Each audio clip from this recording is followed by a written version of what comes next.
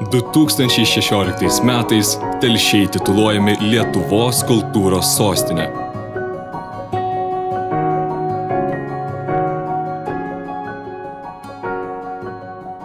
Telšiai savito istorinio, etnokultūrinio Lietuvos regiono Žemaitijos centras. Pelnęs Europos miesto perlo titulą, vis dažniau vadinamas menų miestu. Kaip ir amžinasis miestas Roma, Telšiai išaugo ant 7 legendomis apipintų kalvų. Tad kultūros sostinės programa vadinasi Ant 7 kalvų 7 meno kalbos.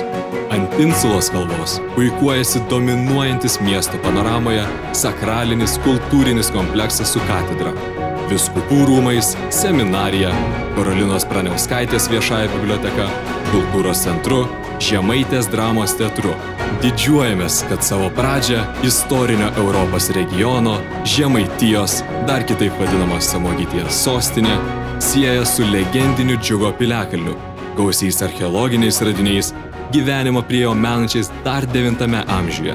Ant Žaliojo kalno unikalių Žemaitijos kultūros lobių saugantis Žemaičių muziejus Alka su unikalia Žemaitijos kaimo ekspozicija. Vilniaus dailės akademijos Telšių fakultetas menų inkubatorius. Atgimstančiame Telšių senamiestyje puikiai sutvarkytos aikštės, Žemaitijos turizmo centras, dailės galerijos, regioninis futbolo stadionas, garsusis Telšių amfiteatras, jaukios kavinės, daugybė meno kūrinių, subtiliai užpildžiusių miesto erdves ir vidury miesto ramybės skleidžiantis Maščio ežeras su puikiai sutvarkyta pakrante.